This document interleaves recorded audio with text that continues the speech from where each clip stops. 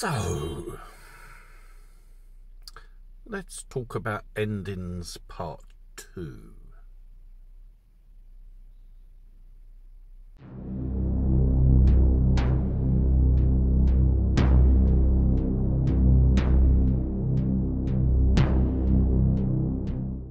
Now, I know I've been a little bit remiss in concluding Season 1 of The Path of Power.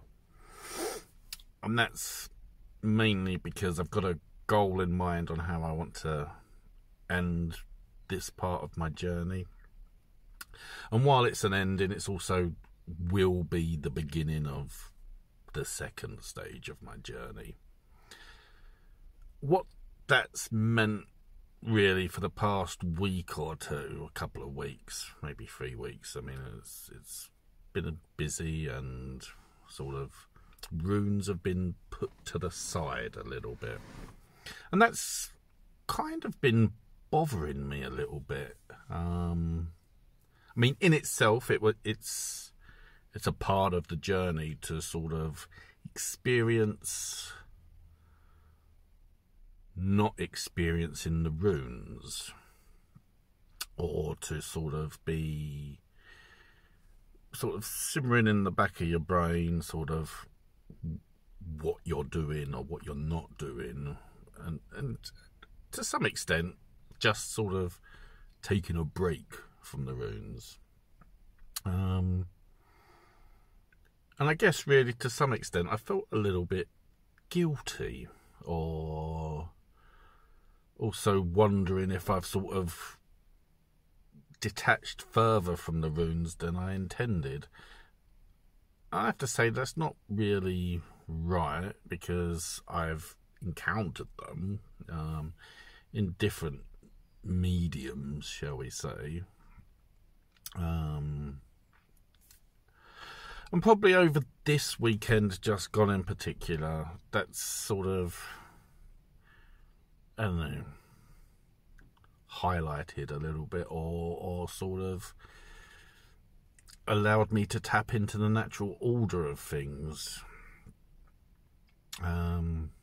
I suppose over the weekend there's been a couple of instances where runes have come up in conversation or comments on social media, and I've commented and not commented to people having different opinions, or probably more a case of having a different opinion that's stating this is the right way, and sort of choosing not to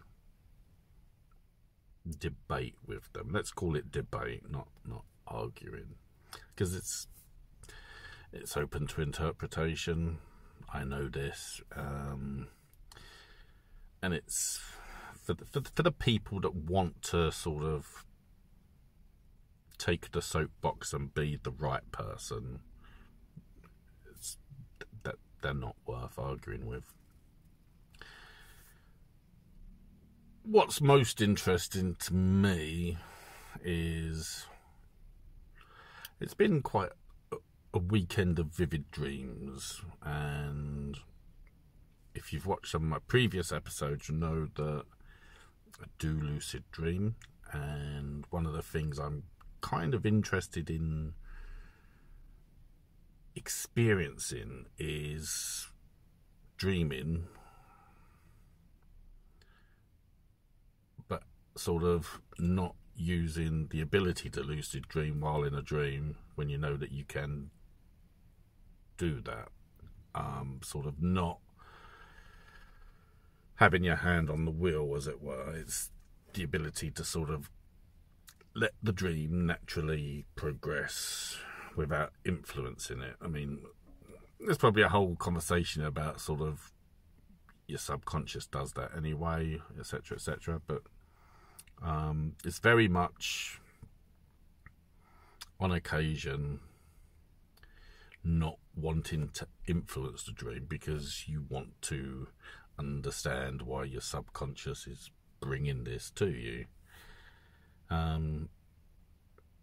Now, some of the other dreams aren't that important of the weekend, but last night's one is worthy of comment, I feel.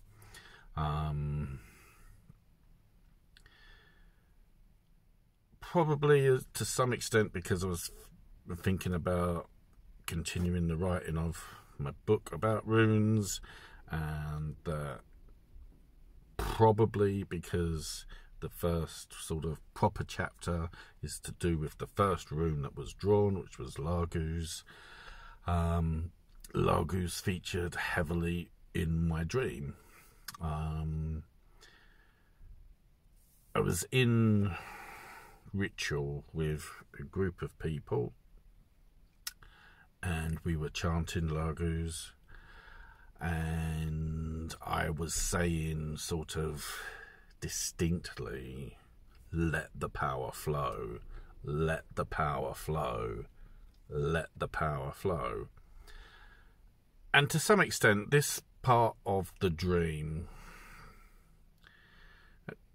I don't want to say it felt like it was stuck in sort of repeat, though it had an element to it of that. It just felt almost that, and yet also sort of I was having to summon Laguz, and it took some effort. I mean, the interesting way I'll look at that sort of happening, really, is I'd reached a point where sort of it felt like contact was made, and then sort of I became consciously aware of my surroundings, i.e. sort of stepped from dreaming to the real world as I woke up, because we had a storm last night, and it was sort of the first rumblings of the storm that sort of drew me out of the dream, out of the lucid state, into the real world. And so I sort of listened to the thunder. I mean, I woke up before my wife, and this was before we had a massive roll of thunder. I mean, it was a pretty epic level sort of thunderous roll. Say there was a roll of thunder, and I was saying to my wife this morning, it was very odd that for the course of the storm, it was very much one thing didn't occur without the other. It was like it rained for maybe a minute, stopped raining, then we had some thunder, and then there was some rain, and then sort of later on in the storm there was a couple of flashes of lightning, but everything seemed to be partitioned, not sort of all over the top of each other. Anyway, one of the things that sort of on waking that occurred was, it was almost like an intake of air, sort of, that sort of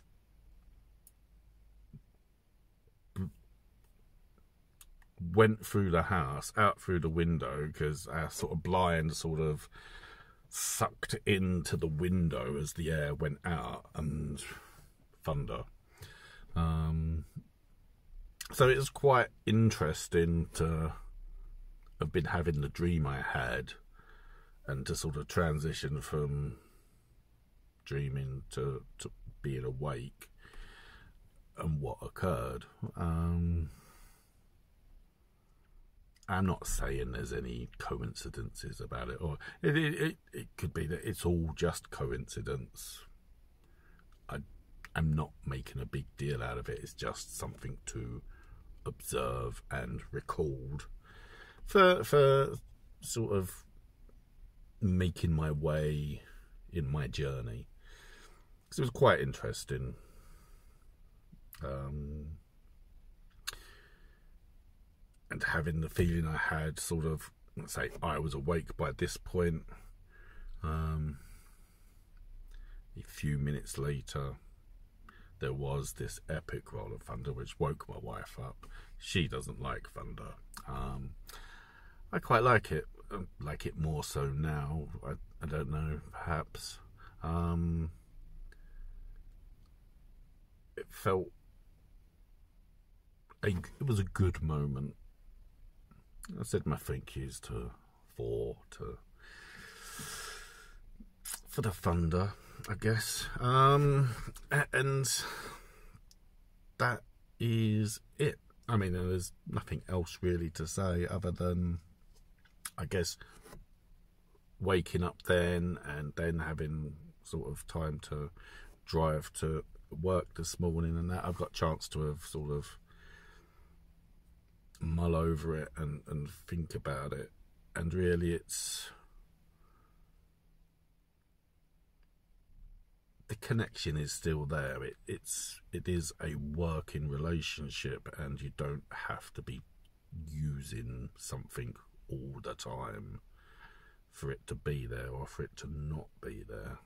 I think this comes around to a conversation you see quite often, or other people on social media and that will discuss sort of, I feel disconnected.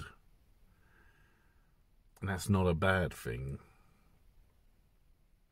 It's not that you're out of favour or you're neglecting or choosing not to have contact with the gods or power. It's just life. It'll be there. It's how you have your working relationship with it. And obviously this gives me sort of an incentive to get what I need to get done so that I can wrap this part of the journey up and begin the next part. Because I've been thinking about that. However, it's not as big as I might be making it sound, or I might be sort of impressing upon myself, because it'll be okay. Everything is okay. Or, as Balder has told me, better days will return. So I think we'll leave it there. So, if you've listened to me waffle on, thank you very much. I'll see you soon. Do take care. Goodbye.